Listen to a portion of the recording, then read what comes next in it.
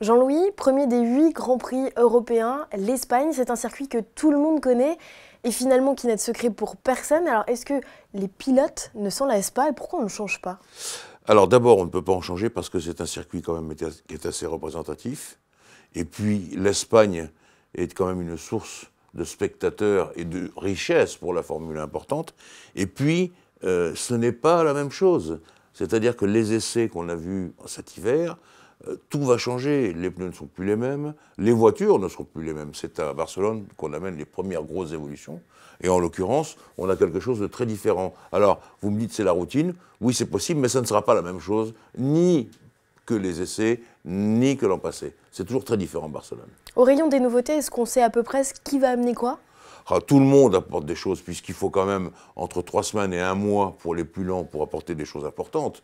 Alors les choses importantes, c'est de l'aéro. On sait très bien que pour ce qui est du moteur, c'est souvent au Canada, à Montréal, que les premières grosses évolutions arrivent. Là, c'est de l'aéro, du châssis, et c'est là qu'on attend tout le monde un petit peu au tournant avec cette question, est-ce que Ferrari va enfin réussir à battre Mercedes? Alors justement, sur cette épineuse question, déjà parlons du duo Bottas-Hamilton. À votre avis, qui des deux peut le mieux s'en sortir là-bas? Alors moi, je suis obligé de vous dire, Géraldine, qu'ils ont intérêt à mieux s'en sortir, et l'un et l'autre, parce qu'ils sont tellement opposés. Maintenant, on voit bien que Bottas a changé de niveau. Il a fait sa cure hivernale, il s'est endurci, d'ailleurs ça se voit avec la barbe, il a l'air plus méchant. Plus important encore, ce que je dis dans un papier qui va apparaître dans le projet Autoplus, il y a des ingénieurs d'Hamilton qui sont venus autour de Bottas, et ça change beaucoup de choses. Tout ça réuni fait que Bottas, il sait très bien qu'il ne peut pas manquer cette occasion. Et alors j'attends de voir, s'il gagne encore, comment Hamilton va accueillir cette victoire. On se retrouve un petit peu dans l'ère Rosberg-Hamilton, là. Donc on va voir comment ça va tourner. Moi, je suis impatient de saisir la photo au finish avec les deux et le sourire un peu moins brillant sur le podium. Mais ce sera peut-être une Ferrari finalement qu'on verra devant avec soit un Leclerc, soit un Sébastien Vettel. Et pourquoi pas? Pourquoi pas? C'est ce qu'on attend tous, évidemment. Alors, les fans de Leclerc, qui sont nombreux de par le monde, attendent bien entendu la première victoire de leur idole en championnat du monde, en Formule 1. Mais enfin, Vettel, il ne faut quand même pas l'enterrer si rapidement que ça. J'en reviens aux essais hivernaux. La Ferrari a bien marché, même si elle a évolué dans le bon sens, elle reste quand même une Ferrari. Et donc, on va bien voir si Mercedes permet aux rouges de faire quelque chose.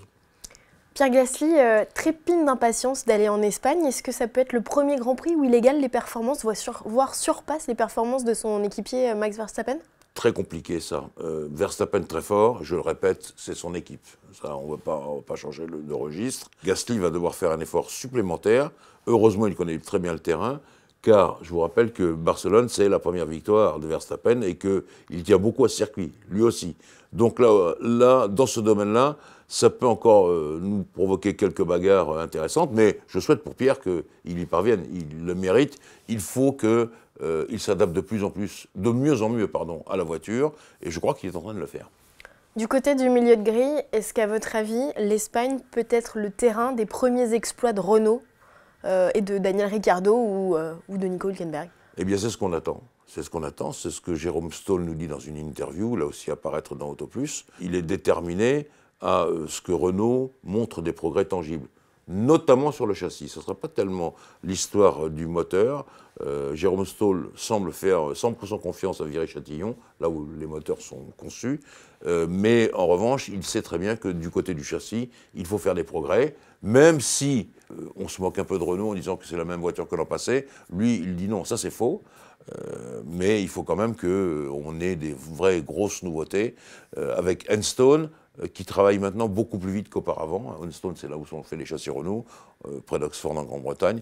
Donc il y a une certaine rapidité de mouvement, et je crois que c'est mieux. On va attendre. Mais dans le milieu de grille, il n'y a pas que Renault. Il y a aussi Alfa Romeo qui marche, Alfa Romeo Sauber, avec Kimi Räikkönen. Il y a aussi Force India, les Racing Point, avec notamment Sergio Pérez.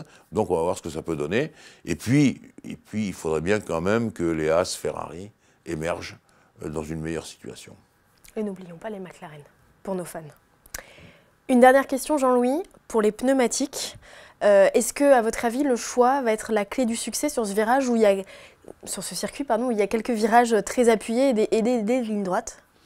Je reviens sur ce que vous m'avez dit, les McLaren, oui, il ne faut pas les oublier, les McLaren Renault, elles sont pour l'instant devant les Renault. Et donc ça veut dire que ça marche bien et pas mal et qu'elles peuvent gagner. J'en reviens aux pneus. Les pneus, c'est les pneus les plus durs, hein. Il faut dire que pour ce qui est de la gamme Pirelli, on a pris les C1, les C2, les C3. C'est donc les plus hard. Et bien entendu, il faut ça parce qu'il y a la ligne droite de Barcelone qui est importante, mais c'est une ligne droite, je dirais, un peu tronquée, un peu empêchée parce qu'il y a beaucoup d'appui. Car derrière la ligne droite, il y a 3-4 courbes qui font extrêmement mal, notamment la remontée vers le haut du plateau. Et ça, c'est très très très dur pour les pneus, d'où les pneus les plus durs de Pirelli, et d'où des réglages très appropriés, avec, je le répète, pas mal d'appui. C'est là qu'on va voir, Géraldine, toutes les nouveautés.